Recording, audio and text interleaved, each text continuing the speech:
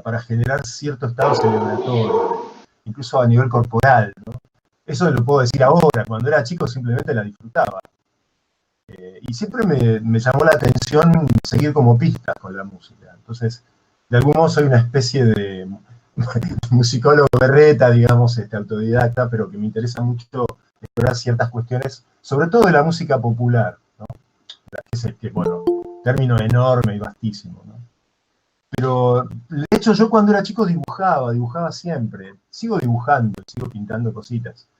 Pero de los dibujos, del trazo, salían palabras. Más o menos a los 13 años empecé a hacer como unos dibujos con textos, con pequeños protopoemas, digamos, ¿no? Imágenes, palabras sueltas que escuchaba en una canción o que leía por ahí. Y durante mucho tiempo estuve merodeando eso porque sentía que no tenía una experiencia que volcar, o sea, era como dedicarme a ver con qué formas trabajar o con qué formas jugar, más bien, ¿no? Cada vez más no solamente el dibujo, sino también... Claro, sí, de hecho algunos libros, viste, por ejemplo, hay uno que se llama Ruido Incidental, que el juego era escribirlo caminando, o sea, tenía muchas horas después del trabajo, salía bastante temprano, trabajaba en una editorial, y entonces en vez de tomar los vehículos, el transporte público, caminaba. Y claro, en el camino también iba a casas de amigos, a mi novia, en fin, y iba pasando por lugares y anotando cosas, como de intentar un trance, digamos, de entrar en trance, provocar el trance de escritura, como fuera. Y de esa especie de automatismo llegaba a mi casa y el juego era que no pasara de 2 paseos, de 2 días, cada poema. Por eso salen todos como fechados y en orden cronológico, como si fuese un diario, en verdad, de esa experiencia. Pero no solo escribía, o sea, me dedicaba, durante una época estaba ahí tratando de resolver algunas cuestiones y me la pasaba mirando los pisos de la ciudad y encontrando cosas en los pisos, en los suelos, en las calles, en la vía pública. Y veía que estaba lleno de pequeños gestos. Por ejemplo, en un pequeño recodo de un muro, alguien había apoyado una maderita, por ejemplo, ¿no? O sea, como ese tipo de gestos. Y por lo tanto me empecé a interesar mucho por los accidentes, digamos, en los muros, el paso del tiempo. O sea que también hay toda una beta de fotos y de apuntes sobre eso, de dibujos. Un poco la escritura salía de toda esa, junto con todo eso, en ese magma, ¿no? Después, claro, se depuraba los supuestamente, entre comillas, disque poemas, que eso también es algo para ver. No sé si son poemas exactamente. Bueno, no, es que de hecho volvía a mi casa y lo pasaba en la máquina de escribir. Yo soy un gran destructor de máquinas de escribir y teclados de computadora. Llevo ya unos cuantos destruidos. Y máquinas de escribir, lamentablemente, porque siempre fueron preciosas. Tenía una Royal antigua, primero de esas portátiles, como de los años 20, 30. Pero bueno, las destruía porque el tema era por ahí bajar una resma de papel tratando de escribir algo, un poema, algo, ¿no? A veces no quedaba nada. Eso cuando era muy adolescente, muy joven, ¿no? Este periodo de Ruido Incidental ya es bien posterior, ¿no? Es como, soy ya un joven adulto en ese momento, ¿no? Ya es otro momento de mi vida. Quizá más autoconsciente, digamos, de mi deseo de ser poeta, por decirlo así. De ser escritor, de ser un autor.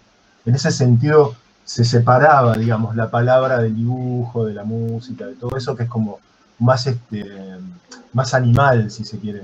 No es algo que no está tan refinado, no está pasado por el ojo ese de la conciencia. En cambio, la escritura sí siempre fue como el lugar donde yo podía como reflexionar, ¿no? Sobre mi propio quehacer.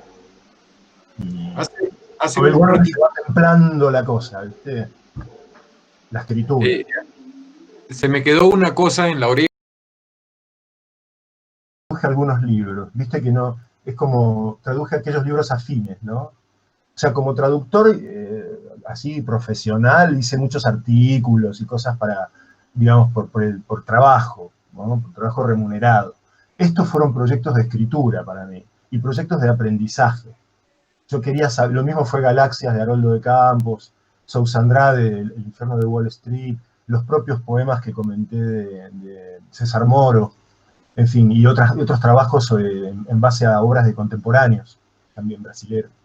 Pero para mí fueron apuestas de escritura, ¿viste? Y justamente esta despersonalización que implica la traducción, ¿no? Esta cosa de volverse un intérprete en el sentido del actor, ¿no? Yo, por ejemplo, con los poemas de Moro trataba de... Yo veía las traducciones de Ricardo, de Silva, y veía que igual no son los mismos poemas, son algunos, solo creo que se repite uno, pero que tiene este valor del precursor, digamos, ¿no? Pero había decisiones que no están teniendo en cuenta, digamos, el sujeto amoroso a quien se dirigen los poemas. O sea, son como yo no soy gay, pero yo me pongo en el papel ese, yo actúo ese personaje cuando traduzco. Me interesa eso, yo quería tratar de que eso, porque uno cuando traduce no solo traduce lo literal, sino también lo implícito, el implícito. Me parece que esa es la colocación del traductor. ¿Dónde te colocas desde el implícito? ¿Cómo elegís? Sobre todo en poemas, ¿no? Y en poemas como los de César Moro, indudablemente. Pero también me pasó con Catatao y también me pasó con Galaxias. Son distintas exigencias, distintos requerimientos. Por lo tanto, distintas coloraciones y colocaciones, ¿no? que se exigen, que se imponen. En ese sentido, claro, por ejemplo, cuando hice el trabajo de Galaxias, que fue súper grato, yo no podía entender cómo no estaba totalmente traducido los 50 cantos al castellano, un libro que salió en los 60, o sea, no lo podía entender. Había algunos dispersos, con distintas manos y distintos alcances también, ¿no? A mí me llama mucho la atención eso, ¿viste? Cómo también, ¿dónde quedarse? ¿Hasta dónde ser isomórfico, acompañar el movimiento del original, dónde despegarse, dónde aclarar semánticamente algo, pero tratar de no perder la resonancia, extranjerizar la lengua todo el tiempo, ¿no? O sea, enajenar de algún modo, digamos, la noción esa de lo nacional. Porque también, no sé, hace poco vi una traducción, una antología de poetas chinos, publicada acá en la Argentina, y los poetas chinos hablan, che, flaco, vení. Porteño, sí, te iba a decir.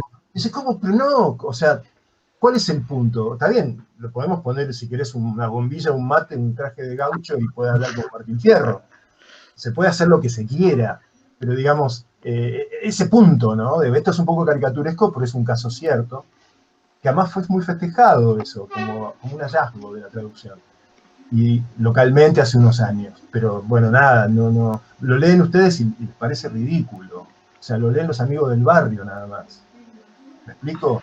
¿Cómo encontrar la voz del otro? ¿Cómo no tapar al otro? Claro, yo no sé cómo es traducir del chino, ¿no? Desde un ideograma, una lengua alfabetaria, no sé. Pero no sé cómo es eso. Ya del alemán me resulta incomprensible, ¿no? Un misterio. Por eso no digo que soy traductor, o sea, puedo trabajar con lenguas afines como el portugués o el francés con gran ayuda de diccionarios y sobre todo desde una enorme intuición y un gran afecto, un gran amor por esas escrituras. Y un poco meterse como el tipo que copia, en el museo que copia el dibujo y trata de ver el ritmo y la composición, ¿no? Y estudiarlo desde adentro, sus pequeños mecanismos, y diría sílaba a sílaba, ¿no? Como un amanuense. Como un amanuense, exactamente. Esa es la figura, tal cual.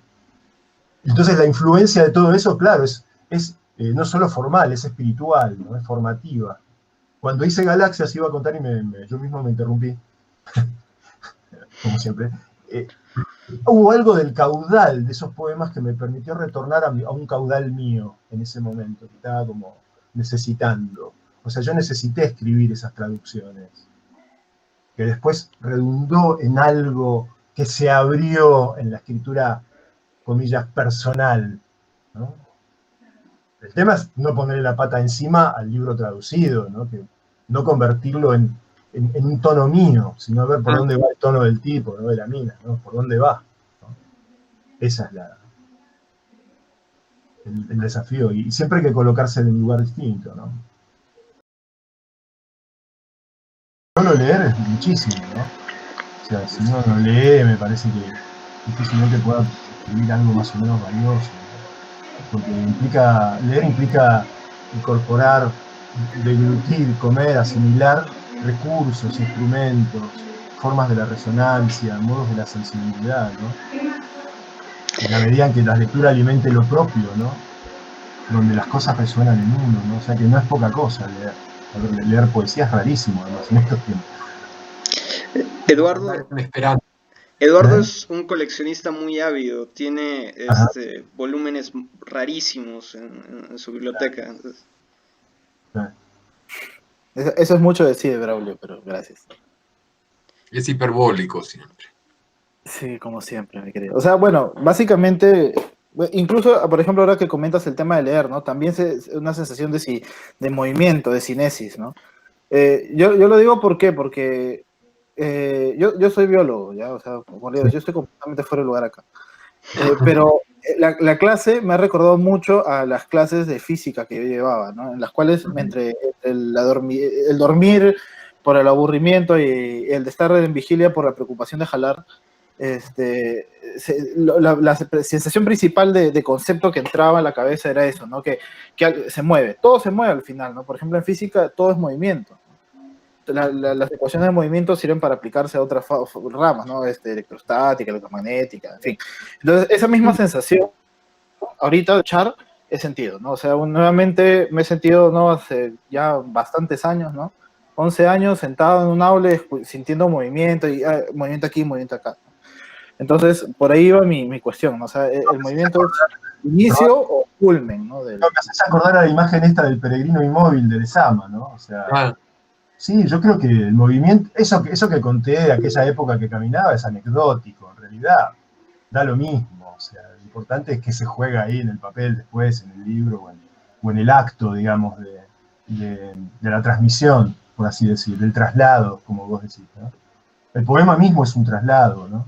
Es ya de por sí una traducción de algo, es el balbuceo de un devenir, ¿no?